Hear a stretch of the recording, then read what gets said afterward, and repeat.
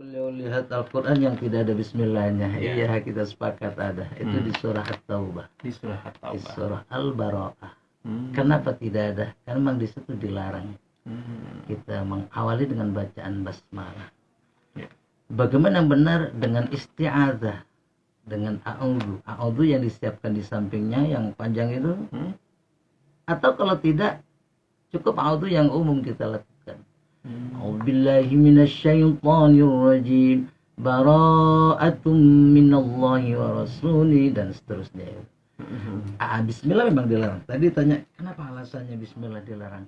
Itu pertama tentang hukum bismillah. Di awal surah Bara'ah memang sepakat ulama tidak boleh. Kemudian pada ayat keduanya khilaf, ada yang bolehkan, ada yang tidak bolehkan. Kita juga menyikapi ini ya terserah mau ngambil yang boleh di ayat kedua dan seterusnya.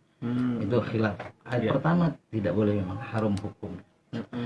Kenapa bermacam-macam alasan ulama? Karena merasa tidak, antara lain alasannya karena tidak patut tidak pas kalau kita baca bismillah di awal ayat itu, di surah Bara'ah itu, karena kondisinya kondisi perang saat itu.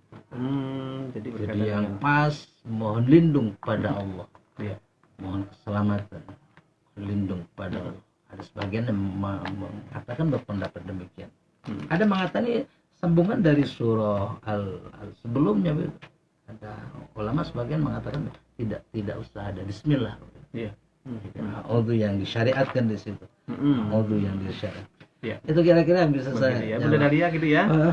Kemudian ini Ustaz Komarudin menyangkut khaysum. Khaysum ini suara yang keluar dari aqsal anfi, dari pangkal hidung. Ada memang huruf yang posisinya di khaysum. Itu nanti kita bicara makhraj posisi, itu makhraj yang terakhir. Makhraj yang ke-17.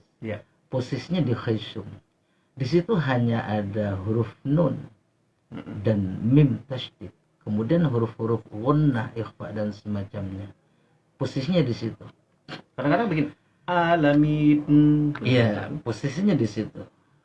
Sekarang untuk diketahui ada seseorang qori atau siapapun yang sedang lagi baca Al-Quran, memang cenderung kadang suaranya khaysum ke hidung seluruh huruf. Oh begitu Mas? Ada seluruh gitu huruf.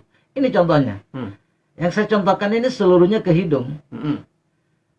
A'udzubillahi minasyaitonirrajim. Ini kurang baik ini.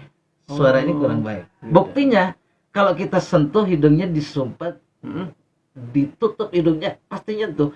A'udzubillahi minasyaitonirrajim.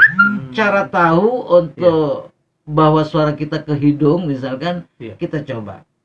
Kita tutup hidungnya. Kalau nyentuh itu suara hidung, kurang bagus. Bagaimana cara melatihnya? Ya memang kita harus tutup ini. Lam jangan nyentuh.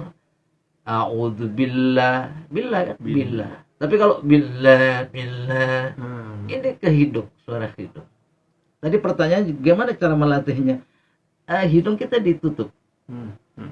Kalau masih nyentuh, padahal dia bukan huruf gunnah, berarti menghidung, suaranya ke hidung, khaysum. Itu kurang baik. Seorang qori punya suara khaysum, ini nilainya sangat-sangat fatal juga, udah dianggap tidak bakat oleh jurinya. Ya begitu. A'udzubillahi minasyaitonirrajim. Sya dibaca sya. Iya. Syaitonir. Ini hidung semua. Iya. Bismillahirrahmanirrahim. Padahal bismillah la. Kecuali mim memang hidung. Ma ni nun. Hidung. Ra. Jangan ra, tapi ra. Posisinya sendiri-sendiri. Khaysum ini makhraj. Huruf yang keluar dari pangkal hidung, dari janur hidung. Tandanya kita tutup. Itu latihannya. Saat kemarin begitu latihannya. Begitu latihannya. Itu teknis menghilangkan. Kemudian yang kedua tadi Pak Ustadz, dengan pertanyaan yang kedua, ini sudah mulai dari sononya nih Pak Ustadz. Ya, kita carikan yang tidak itu. Misalnya, isah, pelat. Tidak terlalu parah, pelat. Iya. Gitu.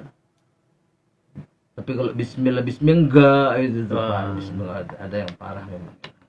Kita kan yang tidak pelat. Hmm.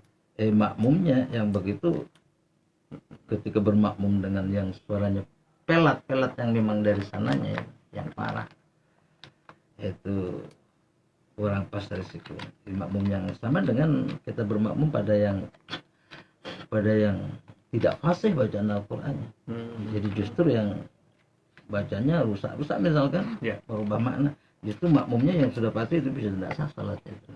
Artinya makmumnya yang kalau misalkan tidak ada lagi karena kondisi tidak masalah. Baik, ini menarik sekali. Tapi Pak Ustadz, ini ada yang ingin bersama dengan kita lagi nih Pak Ustadz di jalur telepon. Sobat Bahasa, Anda yang ingin bersama-sama lewat jalur telepon terlebih dahulu. Assalamualaikum Mol Bahasa. Waalaikumsalam warahmatullahi wabarakatuh. Mol Bahasa bersama siapa di mana? Ya, bersama Mas Rahman ini. Mas Rahman.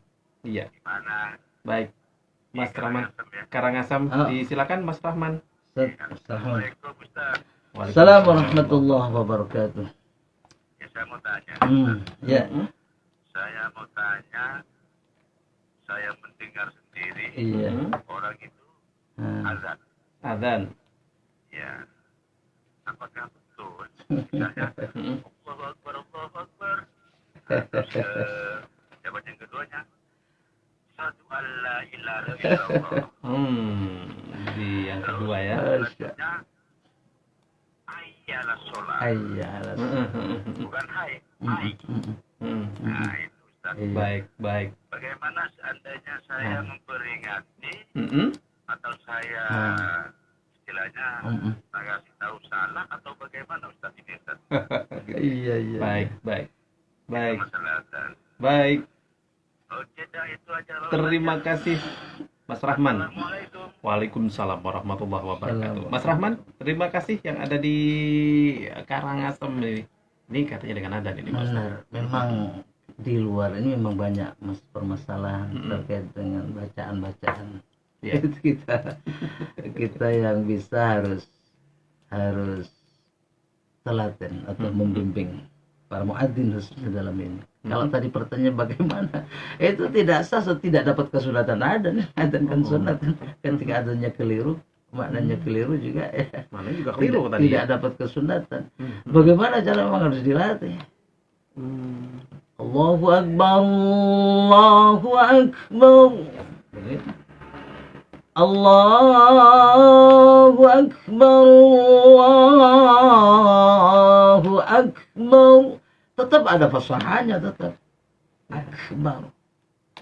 Iya, tidak bisa ada. Kan ada kadang saya Allahu Akbar, Allahu Akbar. Gitu ya. Kemudian tadi Pak Rahman menyampaikan Asyhadu an la betul, asyhadu an la ilaha illallah. Harus jelas. Asyhadu. Semuanya ada hurufnya dan maknanya jelas. Kalau tadi pertanyaan bagaimana, apakah salah? Yang jelas salah. Kita teknisnya dilatih Ustaz Rahman, tolong dibimbing. Mau azannya, mau iqamahnya. Iqamah kadang juga ya karena dari lama mungkin tidak ada perubahan. Iya. Qad qamatis shalah, tunya ditaruh di belakang. Oh. Iya. Padahal ini Qad qamatis shalah. Sudah selesai. Qad qamatis shalah gitu kan. Tapi enggak, qad qamatis shalah qad atunya milik di depan.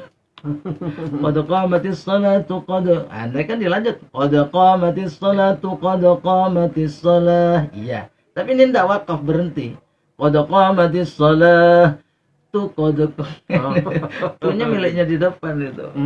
Hal-hal yang semacam itu. Hal-hal yang semacam itu. Mau itu belalnya. Monggo ada latihan nanti. ya. Jadi Ustaz Rahman mengumpulkan para muadzin, nanti tak latih nanti. Para Bilal. Nah, ini Ma'asyiral ma'asi. Kadang kan asok kan. Karena apal tidak melihat teks. Iya, karena apal ini Iya, dia mahal, tidak pernah memegang tidak teks. melihat teks. Hal-hal yang begini kan memang sudah lumrah. Ya. Ketika mukadimah imam mau anggap protokol itu ya harus usahakan ikhtiar sama kan, ini bahasa Arab. Kan ini Arab harus fasih dan maknanya yang dimaksud begitu. Wa zumratal mu'minina rahimakumullah. Harus jelas. Nah, ini kadang-kadang lepas dari apa yang kita lakukan setiap hari nih Pak Ustaz. Kaitannya dengan tadi bismillah, azan, dan lain sebagainya, ta'awudz. Sepanjang ini huruf-huruf Al-Qur'an ya sama. Sama, makhraj sifatnya harus diberikan karena itu menyangkut makna. Baik. Sayang sekali waktu